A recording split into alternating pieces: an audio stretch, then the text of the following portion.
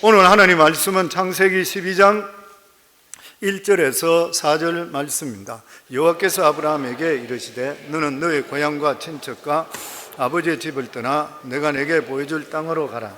내가 너로 큰 민족을 이루고 내게 복을 주어 내 이름을 창대케 하리니 너는 복이 될지라. 너를 축복하는 자에게는 내가 복을 내리고 너를 저주하는 자에게는 내가 저주하리니 땅의 모든 족속이 너로 말미암아 복을 얻을 것이라 하신지라. 이에 아브라함이 여호와의 말씀을 따라갔고 롯도 그와 함께 갔으며 아브라함이 하란을 떠날 때에 75세였더라. 아멘. 일생을 살아갈 때에 그 일생 전체가 똑같이 중요한 의미를 갖는 것은 아닌 것이요. 어떤 의미에서 대부분의 사람들은 의미 없는 삶을 삽니다. 남들이 공부하니까 같이 따라 공부하고, 남들이 좋은 직장 가야 된다니까 어떻게 해서 좋은 직장 가는 것이고, 남들이 결혼하니까 나도 따라서 결혼하는 것이고, 나도 남들보다 뒤지지 않겠다는 것으로 살아가는 것이요. 그런데 이것은 진정한 의미에서 의미 있는 삶이라고 할 수는 없는 것입니다. 예를 들어서 가난한 남미 어느 마을에 사고뭉치 소년이 있었습니다. 그 자신의 삶의 의미를 전혀 모르는 채 가난한 동네에서 그냥 살았던 그런 아이였습니다. 축구에 재능이 있었지만 그는 그냥 아이들하고 동네 축구하는 것으로 끝을 냈습니다. 그런데 어느 날 유명한 코치 눈에 이 소년이 눈에 띄었습니다. 그리고 나서 그의 삶에 근본적인 변화가 일어나기 시작했습니다. 아무 쓸데없는 그런 사고뭉치가 인력 세계적인 스포츠 스타로 발돋움하게 되었는 것이요. 이 소년의 삶은 의미 없는 삶으로 출발했지만 그가 코치라는 이 사람을 운명적으로 만남을 통해서 그 인생은 완전히 바뀌게 되었던 것이요. 그러니까 이 소년의 인생의 달력은 바로 그 순간부터 새롭게 넘어가기를 시작했습니다. 이것은 비단 소년뿐만 아니라 우리 모두에게 해당되는 그러한 이야기인 것입니다. 인생에 변화를 가져오는 어떤 중요한 사건이 있기 전까지는 우리들은 그냥 평범하게 살아요. 남들과 다를 바 없이 그냥 주어진 삶에 그냥 사는 것이요. 인생이 내가 무엇인지, 내가 무엇을 위해 살아가야 되는지, 죽고 나면 어떻게 되는지 이런 전혀 고민 없이 그냥 살아가고 있는 것이요. 근데 내 인생을 변화시키는 운명적으로 누구를 만나는 그 순간부터 우리는 완전하게 변화되는 것이고 달라지는 것이고 우리 인생에 새롭게 달력이 시작이 되는 것이요. 오늘 본문에 75세 나이에 완전히 새로운 삶을 사는 사람을 만납니다. 그는 적지 않은 그런 나이에 인생의 어떤 결정적인 변화를 맞이했는 것이요. 그러니까 어떤 의미에서 그 인생의 시작은 이때부터 시작됐다 할 수 있는 것이요. 바로 그 사람이 믿음의 조상 아브라함입니다. 아브라함의 본래 이름은 아브람이었죠. 아브람은 75세에 참으로 의미 있는 삶을 살기 시작했습니다. 아브라함의 인생의 달력에 보면 75세 이전에는 아무것도 없어요. 그런데 75세부터 그의 삶에 의미를 가지기를 시작했습니다. 아브라함은 별로 교육도 받지 못했던 평범한 목동이었습니다. 그렇다고 천재적인 머리를 가진 그런 사람도 아니었습니다. 그럼에도 불구하고 인류 역사상 아브라함만큼 막대한 영향을 미친 이는 없는 것이요. 그는 유대교, 기독교, 그리고 이슬람 문명의 조상이고 현대 서구 문명의 기원이라 그리 이야기합니다. 성경에서는 하나님께서 그를 보시고 그의 믿음을 보시고 그를 하나님의 친구라 부르셨고 나중에는 믿음 조상이라는 칭호를 주셨고 하나님께서 하늘의 문을 여시고 그에게 나라와의 복과 자손의 복과 건강의 복과 한량없는 물질의 복을 그에게 허락해 주셨습니다. 그럼 75세 때 그에게 어떤 일이 일어나는 것이요? 바로 하나님의 말씀이 그에게 임했던 것이요. 하나님의 말씀이 임하고 나서는 아브라함은 더 이상 아브라함이 될 수가 없는 것이요. 이전에 아주 평범한 사람이었습니다. 그러나 하나님의 말씀이 임하는 그 순간부터 아브라함은 이 세상에 가장 존귀로운 그런 삶으로 변화되기 시작했는 것이요. 그런데 이렇게 위대한 전환점이 우리에게도 있는 것이요. 아브라함의 전환점이 우리의 전환점인 것이요. 왜냐하면 하나님께서 우리도 찾아오셨기 때문인 것이요. 사도 바울은 다메섹에서 찾아오신 부활하신 예수 그리스도를 빛 가운데서 만남을 통해 인생이 완전히 변화됐습니다.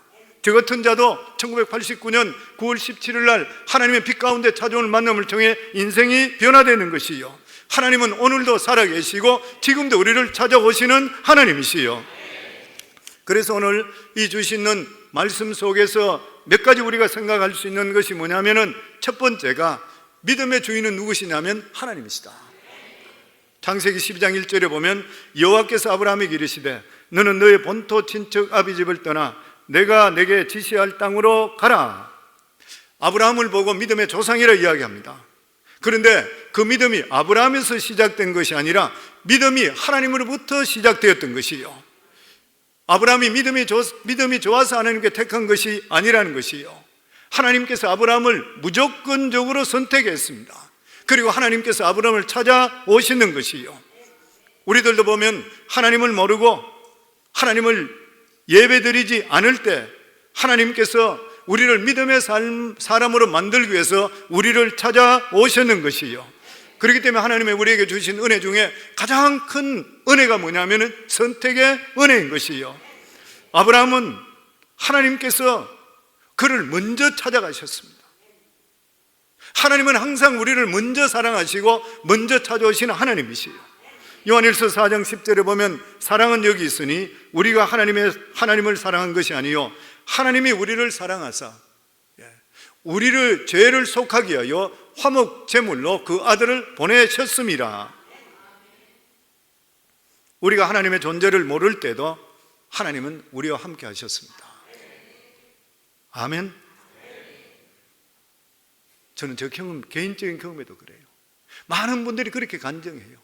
하나님을 모를 때도 하나님과 함께 하셨다는 거예요.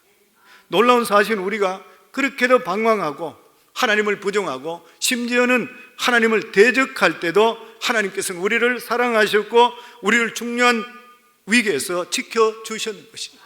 사도 바울도 마찬가지였었죠. 그가 하나님을 실제적으로 부활하신 예수를 만나기 전에도 하나님과 함께 하셨습니다. 우리들도 살아가는 삶에 되돌아보게 되면은 모든 것이 하나님께서 그때 하나님을 내가 모를 때도 하나님은 나를 알고 계셨구나. 그러나 하나님의 존재를 알고 하나님이 우리 삶을 이끌어 주셨다는 것을 안다 하더라도 전적으로 우리 삶에 새로운 삶을 사는 것은 아닌 것이요, 내 삶에 진짜 새롭게 시작하는 순간이 언제인 것이요, 하나님 말씀에 붙들릴 때입니다. 그냥 내가 하나님이 좋습니다가 아니라 내 말씀이 하나님 말씀대로 살고 그 말씀이 나를 이끌어 줄 때인 것이요, 그전까지는 내가 종교생활 오래 했었고 예배에 빠지지 않았다 한다 하더라도 하나님께서 내 삶을 이끌어 주셨다 한다 하더라도, 그렇게 내가 느낀다 하더라도 나의 삶은 결코 시작된 것이 아닌 것이요, 어느 날 갑자기 하나님 말씀이 내 속에 들리기를 시작하고 나도 모르는 사이에 하나님께 붙들려 살면서 내가 생각하지 못했던 전혀 다른 길로 나를 데려가는 그 순간 비로소 내 삶에 의미 있는 시간이 시작되는 것이요, 이것이 시작되기 전까지는 아무리 내가 안다 하더라도 영혼의 밤인 것이요, 영의 눈이 아직 감겨있기 때문인 것이요, 어느 순간 하나님 말씀이 나를 사로잡는 그러한 순간이 있는 것입니다. 우리가 어떻게 하나님 말씀에 붙들리게 되는지 논리적으로는 설명할 수가 없어요. 왜냐하면 그것은 사람의 힘으로 되는 일이 아니기 때문인 것입니다. 내가 하나님 말씀에 아무리 사로잡히려 하더라도 내 노력을 마음대로 안 돼요. 저도 교회 10년 동안 다니면서 제발 하나님 살아계시면은 나 좀 살아있는 거 보고 싶다 그러고 진짜 내가 믿음 갖고 싶다 한데도 그 믿음이 마음대로 안 되더라고 보니까요. 그래서 제가 늘 성경에 말씀드리죠. 목사님 정말 믿고 싶으면 잘 안 믿어지고 그럼 나는 100% 이해한다 그래요. 그런데 어느 순간에 하나님 말씀이 내 심령을 뚫고 들어오기 시작합니다. 예전에는 전혀 예상하지 못한 길로 나를 끌고 가기 시작할 때부터 내 인생은 새로 시작되는 것이요, 그렇기 때문에 이것은 전적으로 하나님이 하시는 일이고 성령의 역사인 것이요, 그래서 우리가 성경의 예정을 믿는 그런 이유가 바로 여기 있습니다. 사람 힘으로 도저히 하나님 말씀에 붙들릴 수가 없는 것, 이것은 하나님께서만 하시는 그러한 일. 그래서 성경의 구원은 하나님으로부터 말미암는다고 해서 누누이 우리에게 말씀해 주시고 있는 것이요, 그렇기 때문에 믿음의 주인은 우리가 아니라 하나님이십니다. 믿음을 주시는 분도 하나님이시요. 그렇다면 믿음이 없는 것도 염려할 필요 없어요. 우리 안에 원래 믿음이 없는 것이요, 믿음은 하나님이 주셔야 되는 것이요. 그래서 데살로니가 후서 3장 2절에 보면 믿음은 모든 사람의 것이 아니라 그랬어요. 믿음은 아무나 갖는 것이 아니라 그랬어요. 오늘 예수 믿고 구원 받으셨죠? 하나님을 믿으시죠? 얼마나 귀한 축복이요. 믿음 가진 것이 기쁨이고 축복인 줄을 믿습니다.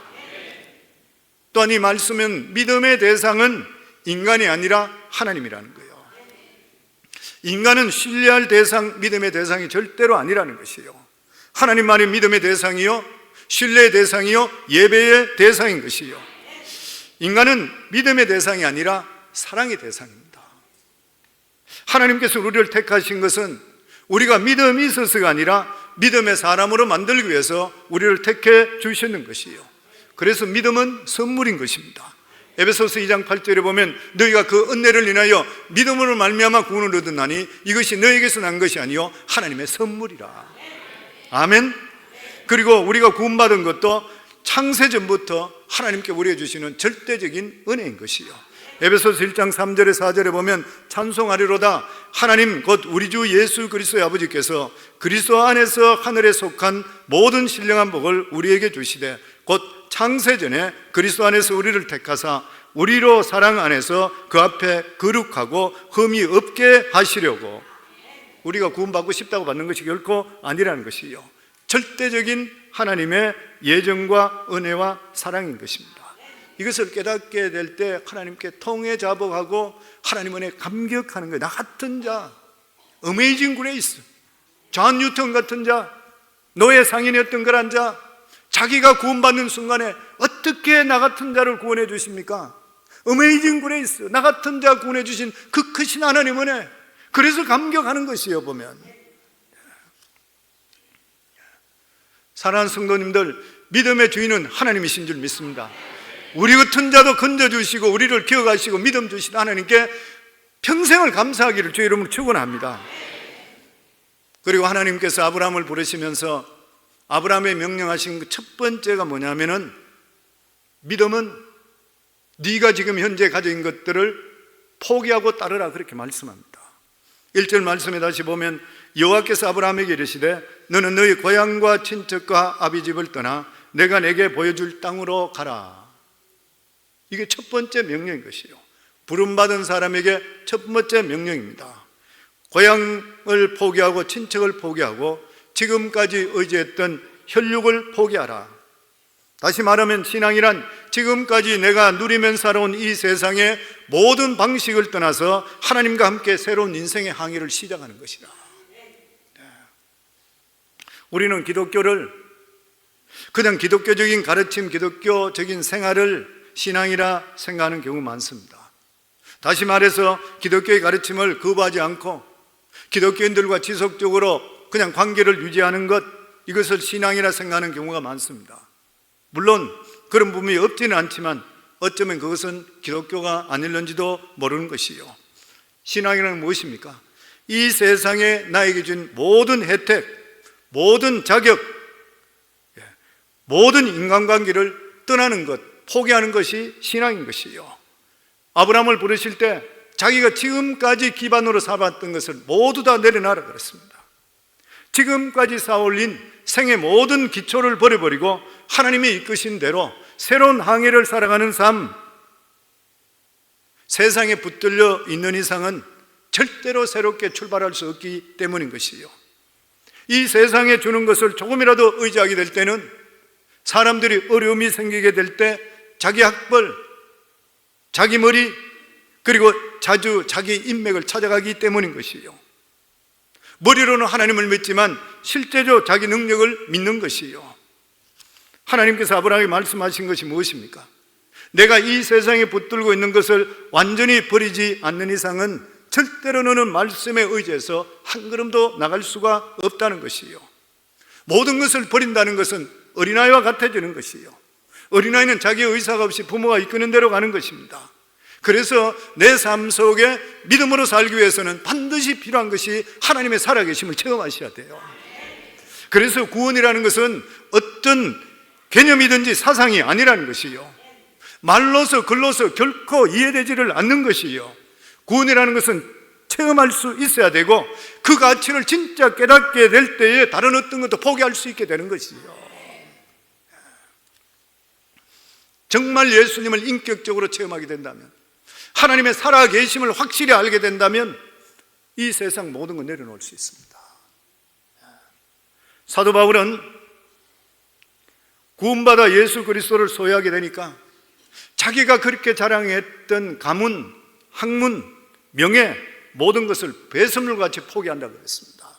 빌립보 3장 7절에서 8절에 보면, 그러나 무엇이든지 내게 유익한 것을 내가 그리스도를 위하여 다 해로 여길 뿐더러 또한 모든 것을 해로 여김은 내가 내 주 그리스도 예수를 아는 지식이 가장 고상하기 때문이라. 내가 그를 위하여 모든 것을 잃어버리고 배설물로 여김은 그리스도를 얻고. 예수 그리스도를 알게 되니까 내가 그토록 갖고 싶고 중하다 생각하는 모든 것들이 보니까 아니더라는 거예요. 그래서 여기 보면 그리스도를 위하여 다 해로 여긴다 그랬어요. 모든 것을 해로 여긴다. 해라는 게 뭐예요? 영어 성경에는 로스로 되죠. 손실이에요, 손실. 사도 바울은 예수 믿고 나서 손익계산서를 저희가 만들어 보니까 지금까지 자기가 믿고 있던 것, 재능과 열심, 자기가 생각하는 유익되는 그런 항목들 한쪽, 그리고 예수 그리스도 아는 것, 이렇게 서로 구별해 보니까 자기가 생각하고 있었던 모든 것들이 돌아보니까 전부 다 손실이라.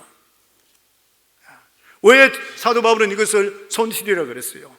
사도 바울은 이런 없어질 이러한 것들에 대해서 눈이 어두워서 진리를 바라보지 못하고 오히려 진리를 박해하고 탄압하는 편에 섰기 때문인 것이요, 만약에 자기에게 이러한 학식이나 이러한 자랑이 없었더라면 더 빨리 무지와 미신에서 벗어날 수 있게 되는 것이고 훨씬 더 주님을 빨리 만났을 것인데, 그러니까 사도 바울이 생각할 때 자기가 자랑하고 있던, 붙잡고 있던 이런 것들, 믿음으로 볼 때 덕이 되지 않는 것들 보니까 인생의 손실이라는 거예요. 그리고 여기 보면 단순히 해로 여기는 것, 손해로 보는 것뿐만 아니라 돌아보니까 그것은 배설물이라. 영어 성경에 보면 가베지라, 쓰레기라. 그 이유가 뭔 것이요? 그리스도를 아는 지식이 너무 고상하다 그랬어요. 이 고상하다 말은 철학적으로 고상하다는 뜻이 아닌 것입니다. 여기 말은 상업적인 그런 개념인 것이요. 무슨 말이요? 그리스도를 아는 그 개념이 너무나 가치 있고 고가이기 때문에 손실을 갚고도 남고, 내가 따라갔던 그것은 거기에 비하는 것 같으면 쓰레기가 같더라는 것이요.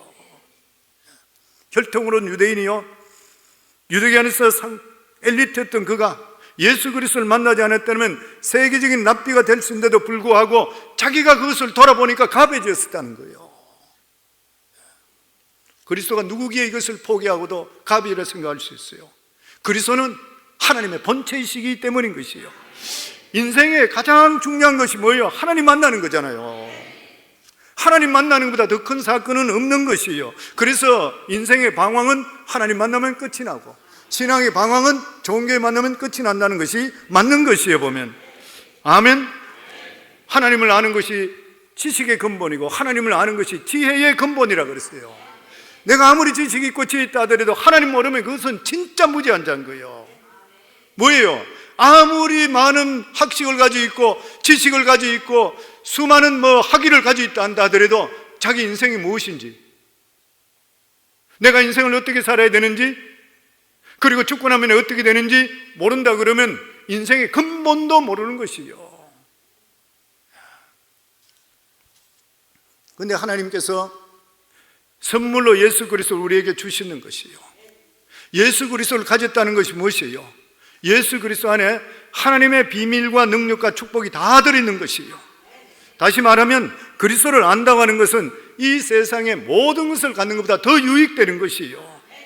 그리스도를 알면 하나님을 바로 알게 되는 것이고, 하나님을 바로 안다는 것은 하나님의 모든 축복 안에 들어갈 수 있는 길이 열린다고 하는 것이요, 그리고 하나님을 알 때에 내 자신을 찾게 되어 있는 것이요. 아멘. 사실 사도 바울이 배설물같이 생각한다는 것은 세상 사람들이 볼 때는 이 세상에 꼭 필요한 것들입니다. 하지만 이것을 사도 바울이 예수 그리스도를 만나고 나니까 자랑할 게 없어요. 왜냐하면 예수 그리스도 믿는 순간 우리의 미래와 신분이 변화되기 때문인 것이요. 그래서 예수 그리스도를 아는 지식이 우주의 가장 중요한 지식인 줄을 믿습니다. 그리고 예수 그리스도를 소유한 자들은 믿음에 도움이 되지 않는 것을 있다면 포기하게 될 때에 하나님께서 그 믿음 보시고 30배, 60배, 100배로 돌려주시게 되어 있는 것이에요. 하나님은 우리 것을 빼앗아가는 하나님이 절대 아니시라 그랬죠. 내가 볼 때 믿음으로 이것은 유익되지 못한다고 사도 바울과 같이 내가 포기하는 순간에 하나님께서는 내 인생을 멋진 인생으로 만들어주기 시작해요. 아브라함을 보더라도 그렇습니다. 말씀에 순종하고 자기가 가지고 있던 것을 포기할 때 어떻게 됐어요? 본토 친척 아비의 집을 포기했을 때 하나님께서는 젖과 꿀이 흐르는 가나안 땅을 주셨습니다. 조카 롯을 포기했을 때, 자기 자식이라 해서 이 자식만은 하고 붙들고 있을 때, 포기했을 때 그때부터 복이 시작되는 것이에요. 창세기 13장 14절로부터 보면 롯이 아브라함을 떠난 후에 여호와께서 아브라함에게 이르시되 너는 눈을 들어 너 있는 곳에서 북쪽 남쪽 그리고 동쪽과 서쪽을 바라보라. 보이는 땅을 내가 너와 내 자손에게 주리니 영원히 이르리라. 내가 내 자손이 땅에 티끌 같게 하리니 사람이 땅에 티끌을 능히 셀 수 있을진데 내 자손도 세리라. 조카를 포기하라고 했을 때, 그는 포기하지 못했을 때 논쟁밖에 생기지를 않았습니다. 하나님 말씀에 순종해 포기하는 그 순간부터 하나님께서 아브라함에게 복을 주시기 시작했던 것이요. 또 뿐만 아니라 백세에 하나님이 주셨던 이삭을 하나님께서 포기했을 때, 내가 인생에 가장 소중한 생명같이 소중하게 느끼는 것, 이것을 포기했을 때 하나님께서는 천하 만민의 복의 근원이 되게 했습니다. 창세기 22장 16절로 보면 이르시되 여호와께서 이르시되 내가 나를 가리켜 맹세하노니 내가 이같이 행하여 내 아들 내 독자도 아끼지 아니하였은즉 내가 내게 큰 복을 주고 내 씨가 크게 번성하여 하늘의 별과 같고 바닷가의 모래와 같게 하리니 내 씨가 그 대적의 성문을 차지하리라. 또 내 씨로 말미암아 천하 만민이 복을 받으리니 이는 내가 나의 말을 준행하였습니다 하셨다 하니라. 이삭과 같이 생명같이 생각하는 것이 무엇입니까? 성도님들, 자식입니까? 물질입니까? 명예입니까? 우리 생각할 때에 믿음 때문에 내려놓는 그 순간, 하나님 말씀을 듣는 순간에 하나님께서 천하 만민의 복의 근원이 돼서 만들어주는 역사가 임했다고 하는 것이에요. 성도님들은 믿음으로 살기 위해서 무엇을 포기했어요? 누구 말대로 내가 오늘 주일날 나오기 때문에 하루에 3,000불씩 손해본다는 것 같으면 그래도 나오는 사람이 몇이나 있겠어요? 우리 자신들을 돌아봐야 돼요. 찰스 스펀저는 이렇게 말합니다. 진정한 헌신은 우리에게 대한 소유권을 하나님께 이전하는 것이라. 그렇기 때문에 진정으로 헌신한 사람은 더 이상 자신을 자신의 소유로 보지 않고 하나님의 소유로 보게 되어 있다는 것이요. 그래서 성도님, 신앙은 모험이라는 거예요. 모험인 것입니다. 하나님의 약속의 말씀에 자신을 집어 던지는 것이요. 믿는데도 불구하고 성령의 역사가 나타나지 않는 이유가 어디에 있는 것입니까? 신앙을 위해서 아무것도 버리지 않기 때문에, 아무것도 포기하지 않기 때문인 것이요. 내가 아무리 돈을 많이 가지고 있고 내가 아무리 좋은 학벌을 가지고 있다 하더라도 하나님께서 원하시면 버릴 수가 있어야 돼요. 직장도 포기할 수 있어야 돼요. 아무것도 없는 것처럼 살 수 있어야 돼요. 그런 사람에게 어떤 역사가 나타나는 것입니까? 기도가 응답되기를 시작하는 것이에요. 성령의 강수가 우리 속에 생수같이 넘치기를 시작하는 것이에요. 그리고 이 세상에 복의 통로로 변화되기 시작하고 그 사람을 통해 하나님의 역사가 임하게 되어 있는 것이에요. 신앙이라는 것이 무엇입니까? 하나님의 축복의 통로가 되는 것입니다. 내가 받았던 이 은혜, 내가 받았던 이 복을 사람들에게 흘려보낼 수가 있어야 돼요. 그래서 내 주위 사람들이 내가 받았던 이 축복을 받을 수가 있어야 되는 것이에요. 아멘. 그리고 마지막으로 하나님께서는 이렇게 선택하시고 그리고 하나님 말씀에 순종하며 부르심에 따라서 자기의 것들을 포기하는 그 순간부터 하나님께서 그 사람의 앞길을 예비하시기 시작합니다. 하나님은 어떤 하나님이시라고요? 예비하신 하나님이십니다. 하나님이 예정하셨다면 그 예정에 대해서 이미 책임져 주시고 하나님께서 예비해 놓으셨다는 것이요. 만약 하나님께서 예정만 해놓으시고 그 다음부터는 네가 이루라, 네가 채우라 하면 우리 채울 수 있어요? 못 채웁니다. 우리 능력이 없기 때문에 할 수가 없는 것이요. 그런데 하나님께서는 자기를 사랑하는 자를 위해서 예비해 놓은 모든 것은 우리가 생각할 수 없는, 상상할 수 없는 방법으로 하나님께서 예비해 놓으신 것이요. 택함을 받은 자는 하나님께서 우리의 모든 삶을 예비해 놓은 걸 믿기를 주의 이름으로 축원합니다. 그래서 하나님의 이름이 무엇이라고요? 여호와 이래 그랬어요. 성경에 하나님의 이름이 몇 개인 줄 아세요? 성경에 700개가 넘습니다. 하나님 이름이 700개가 넘어요. 우리가 잘 아는 것은 여호와 니시의 성리 하나님 있죠. 여호와 이래 예배하시는 하나님, 뭐 여호와 라파 치료하시는 하나님, 여호와 살롬, 평강의 하나님, 뭐 여러 가지, 뭐 찌뚜누께부터 삼마 여러 가지 많이 있는데 전체적으로 나와 있는 이름이 엘로힘부터 해서 임마누엘부터 해서 하면 700여 개 된대요. 이게 무슨 말인 것이요? 우리 인생의 모든 삶에 걸쳐진 모든 일에 대해서 하나님께서 그 자리에서 하나님의 이름으로 역사하신다는 거예요. 아멘? 이거 우리가 알아야 되는 것이에요. 그런데 오늘 여기 말씀 보면은 하나님께 택하시고 우리가 구원받는 것은 하나님의 은혜로 구원받는다 그랬죠. 하나님 무조건적인 은혜로 우리를 구원해 주셨습니다. 그 하나님께 우리를 택하셨다면 우리의 살아가는 모든 삶도 하나님께서 우리 삶을 예비해 놓은 것을 믿어야 돼요. 왜냐하면 예비하시는 하나님.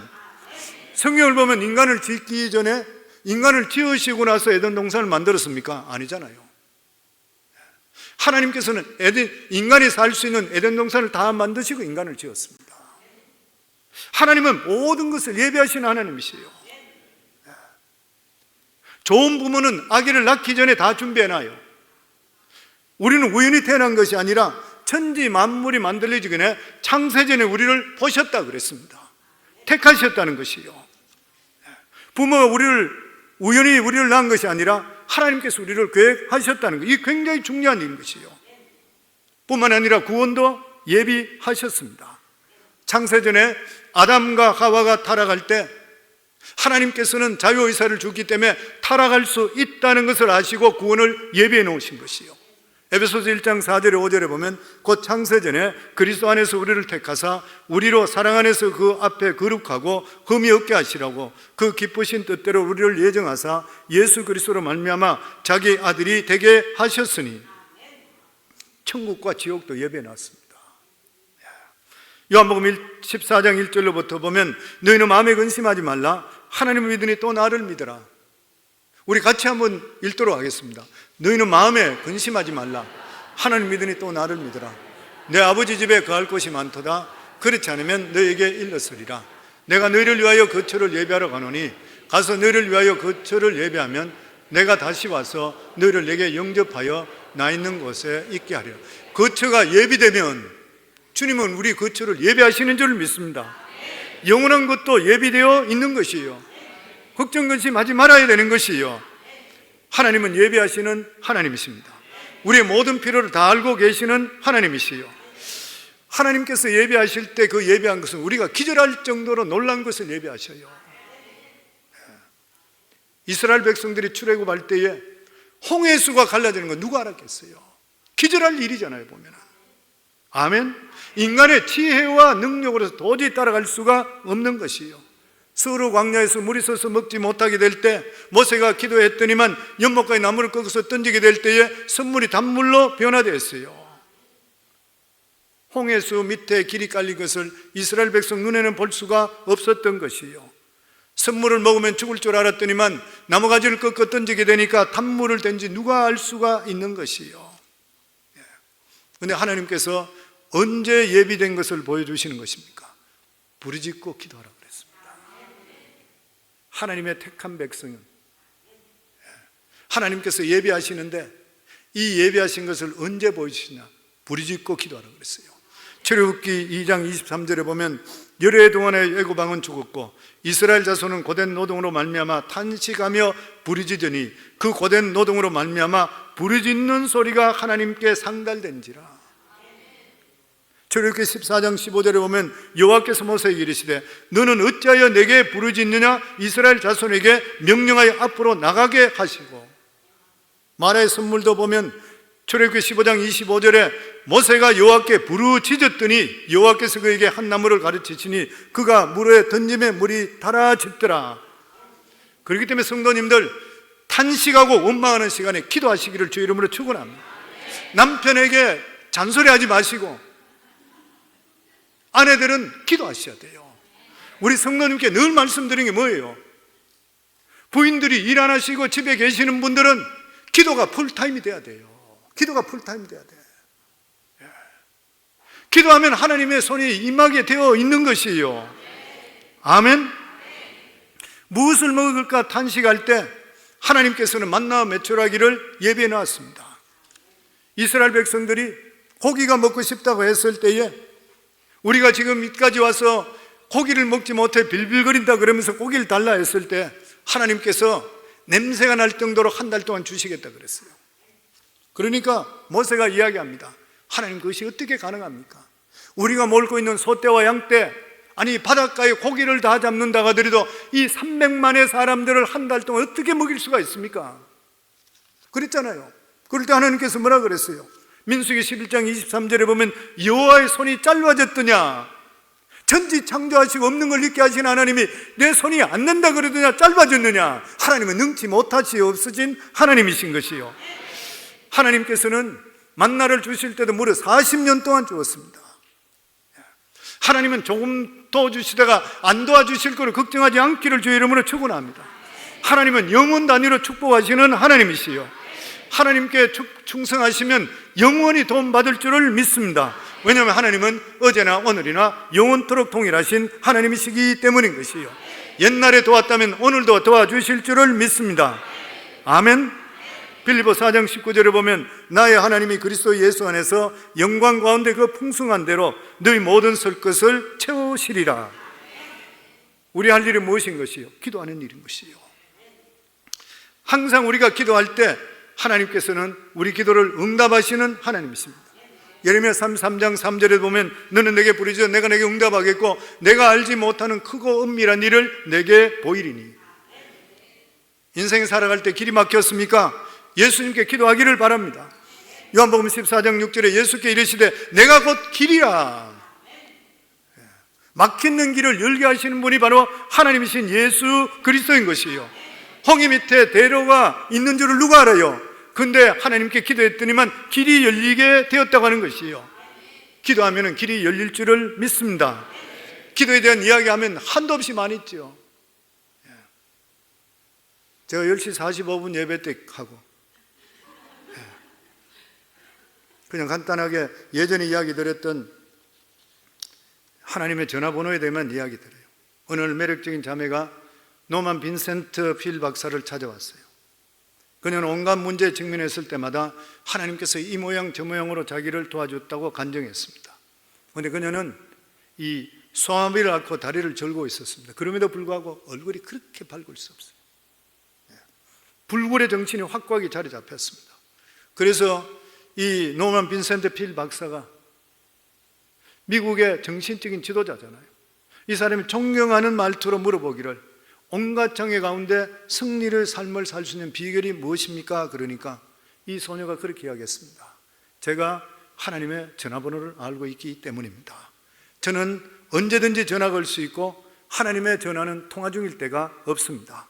전화만 걸면 언제든지 받으시니까요. 그러면 하나님 전화번호가 몇 번입니까? 그랬더니만 네, 예레미야 33장 3절입니다. 그게 이런 말씀이 있습니다. 그러면 그녀는 상기된 얼굴로 암송합니다. 너는 내게 부르짖으라 내가 내게 응답하겠고 내가 알지 못한 크고 비밀한 일을 내게 보이리니. 성도님들, 우리도 하나님 전화번호 알잖아요. 예레미야 33장 3절 일을 행하는 여호와 그것을 지어 성취하는 여호와 그 이름을 요하는 자가 내게 이르노니 너는 내게 부르짖으라. 그러면 내가 응답하겠고 내가 알지 못하는 크고 비밀한 일을 내게 보이리니. 우리 인생이 살아가는 삶이 아무리 무겁고 아무리 큰 일이라 하더라도 하나님 앞에서는 아무것도 아닌 것이에요. 아멘. 하나님께서는 하나님의 자녀들이 겪는 무거운 일 적은 일 모두 다를 귀하게 여기시는 것이에요. 그리고 무엇보다 하나님 전화는 불통이 없는 것이요, 하나님 전화는 통화 중이 없는 것이요, 항상 전화기 옆에서 자녀들이 전화기를 기다리고 계시는 것이요. 하나님의 전화번호 다시 한번 말씀드려요. 예레미야 33장 3절 말씀이요, 너는 내게 부르짖으라 내가 내게 응답하겠고 내가 알지 못하는 크고 은밀한 일을 내게 보이리니. 이 기도를 하는 순간에 어려움에 빠져나올 줄을 믿습니다. 사랑하는 성도님들, 예수 믿는 만큼 더 복된 인생이 있어요? 하나님의 살아계심을 체험하는 만큼 더 축복된 인생이 있습니까? 오늘도 이렇게 하나님께 나와 예배 드릴 수 있는 이러한 귀한 축복받은 인생이 누가 있어요? 이것은 아무나 받을 수 없는 것인 것이요, 하나님을 아는 인생이 최고의 인생인 것이요, 가장 멋진 인생이고, 별 볼 일 없는 인생이, 아브라함도 별 볼 일 없었잖아요. 목동이었었잖아요. 근데 최고의 인생, 멋진 인생, 명품 인생 만들어주셨어요. 예수 잘 믿으면 딴 게 없는 거예요. 그것은 자기만 복 받는 것이 아니라 그 후손 수도 없이 땅을 복을 받고 그 사람을 통해 수많은 사람이 복을 받게 되어 있는 것이요, 하나님께서 택하신 백성, 우리가 하나님의 택하신 자녀를 믿으시죠? 구원받은 거 믿으시죠? 그렇다면 하나님께 우리 삶을 예비해 놓으신 것이요, 오늘도 수고하고 무거운 짐 지나라 다 내게로 오라 그랬어요. 그리고 하나님께서는 모든 것을 합력해 선을 이루어주시는 하나님이십니다. 우리 믿음이 얼마나 멋져요, 얼마나 감사해요. 하나님께 영광 돌리고 찬양하고 그리고 기도하고 살아갈 수 있는 저희가 되기를 주의 이름으로 축원합니다.